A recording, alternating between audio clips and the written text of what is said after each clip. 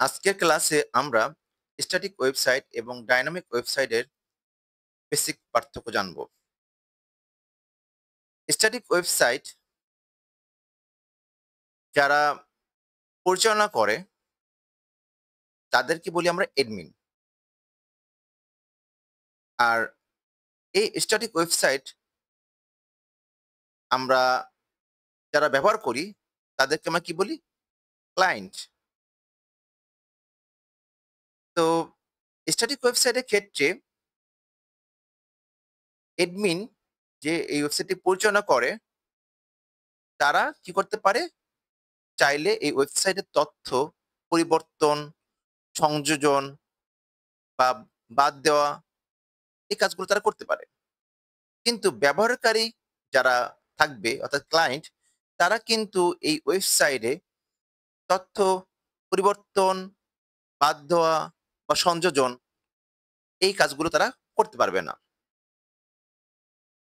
Dynamic ওয়েবসাইটের ক্ষেত্রে admin static ওয়েবসাইটের মতোই অ্যাডমিন কি করবে?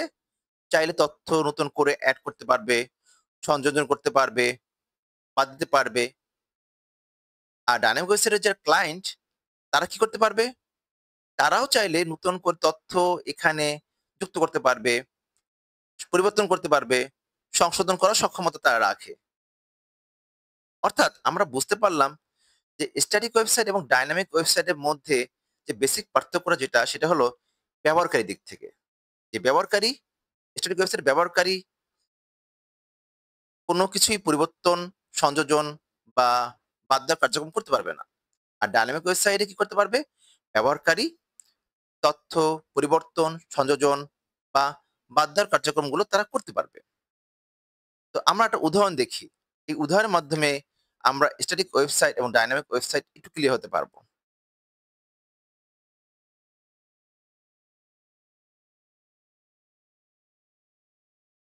আমরা উদাহরণ হিসাবে আ ঢাকা কলেজের ওয়েবসাইটটি বেছে নিলাম স্ট্যাটিক ওয়েবসাইট হিসাবে।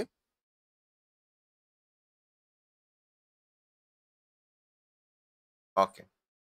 আর ডায়নামিক ওয়েবসাইটের উদাহরণ হিসেবে কোনটা বেছে নিলাম? google.com। ওকে।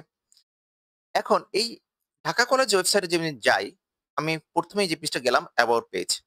এই পেজটাতে ঢাকা কলেজের বিভিন্ন ইতিহাস বা তার বিভিন্ন কার্যক্রম হয়তো যেগুলো অতীতে তারা করেছে সেগুলো হয়তো কিছু বর্ণনা এখানে রয়েছে। এখানে আমরা কি নু আমি ব্যবহারকারী হিসেবে এখানে কি আমি চাইলে তথ্য এড করতে পারি? আমি পারব না। এটা পারবে কে? এই ওয়েবসাইটটি যে পরিচালনা করে অ্যাডমিন সে এখানে নিত্য নতুন তথ্য এড করতে পারবে। আমি ডিপার্টমেন্টে যাই। যেমন আমি উদাহরণস্বরূপ ইংলিশ ডিপার্টমেন্টে গেলাম। এখানে ইংলিশ ডিপার্টমেন্টে বিভিন্ন ফ্যাকাল্টি মেম্বারদের রয়েছে। তো সে ফ্যাকাল্টি মেম্বার যারা রয়েছে এই তথ্য এড করেছে কে? এই ওয়েবসাইট যে পরিচালনা করে অ্যাডমিন সে এড করেছে। কিন্তু আমি ব্যবহারকারী হিসাবে এই ফ্যাকাল্টি মেম্বারদের তথ্য কি নতুন করে এড করতে পারবো? নাকি পরিবর্তন করতে পারবো? আমার সেই সক্ষমতা এখানে নেই। আমি যে নোটিশ বোর্ডে যাই,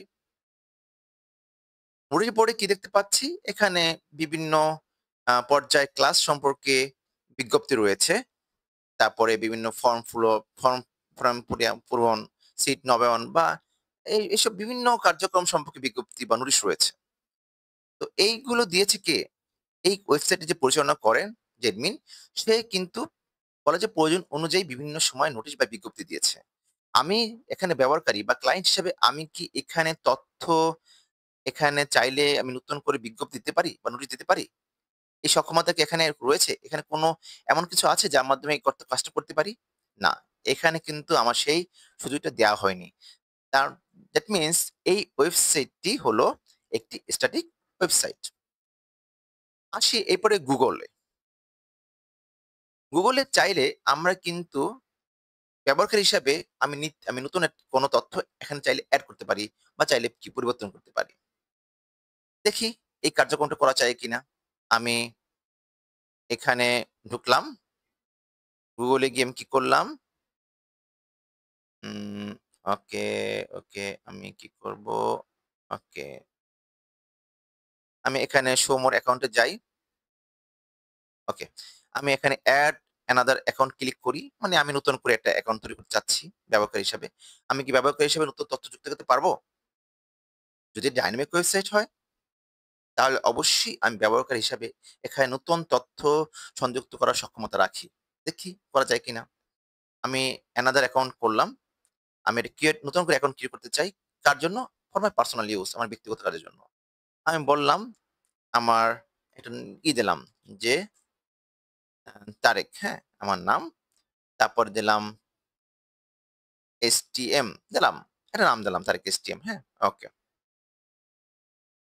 তার মানে আমি এখানে তথ্য যুক্ত করতে পেরেছি। ওকে, দেখি আরো তথ্য যুক্ত করা যায় কিনা? আমি এখানে আমি মান্থ দিলাম, আমার জন্ম তারিখ হলো জানুয়ারি দিলাম। আমি ডেট দিলাম 1, আমার ইয়ার দিলাম একটি মনের মতো দিলাম। ১৯৯১ সালে হয়তো দিলাম আমার জন্ম। যদিও ১৯৯১ সালে জন্ম না, দিলাম।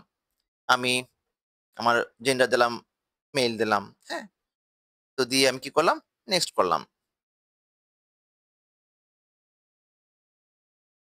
ওকে। আমি গিয়ে এখানে বললাম যে, "ঠিক আছে, আমি একটি কাজ করি। এইটা যেকোনো একটা বেছে নেই।" আ আমি কি করলাম যে, "না, আমি নিজের মতো করে বাঁচবো।" হ্যাঁ? তো আমি এখানে বললাম যে, আমি এখানে কি বললাম? STM দিলাম। দিয়ে বললাম, "তারেক আছে?" তার সাথে আমি বললাম 31 দিলাম। হ্যাঁ? আমার নিজের মতো বানাইলাম। বানিয়ে কি করলাম? নেক্সট করলাম। ওকে। তার মানে আমি যদি এখন পাসওয়ার্ড দিয়ে দিই তাহলে কিন্তু আমার অ্যাকাউন্ট তৈরি হয়ে যাবে। বাট আমি এখন তৈরি করতে চাচ্ছি না। এখন আমি যে অ্যাকাউন্টের নামটা দিয়েছি সেই নামটি কি আমি আবার চেঞ্জ করতে পারবো? যদি এটি ডায়নামিক ওয়েবসাইট হয় অবশ্যই আমি পরিবর্তন করতে পারবো। আমি এখানে STM31 ছিল, আমি এখানে 4 করে দিলাম। অর্থাৎ আমি তথ্য পরিবর্তন করার সক্ষমতা এখানে রাখি। নেক্সট করে দেখি যাওয়া যায় কিনা? হ্যাঁ, যাওয়া যাচ্ছে। তার মানে Google এর ওয়েবসাইটে কিন্তু আমি একজন ব্যবহারকারী হিসাবে অ্যাকাউন্ট তৈরি করার সক্ষমতা রাখি। চাইলে আমি তথ্য পরিবর্তন করার সক্ষমতা রাখি। আ আবার চাইলে আমি তথ্য কিছুই করব না। সেটাও কিন্তু আমার এখানে হচ্ছে। হ্যাঁ? আমি কিছু করব না। থাক আমার অ্যাকাউন্ট দরকার নেই। আমি চলে গেলাম। তার মানে আমি এখানে সব ধরনের কার্যক্রম করার সক্ষমতা কিন্তু রাখি। অর্থাৎ এই Google যে ওয়েবসাইটটি এটি কোন ধরনের ওয়েবসাইট? এটি ডায়নামিক ওয়েবসাইট। তো সবাইকে ধন্যবাদ। আজকে এ পর্যন্ত রইল। আল্লাহ হাফেজ।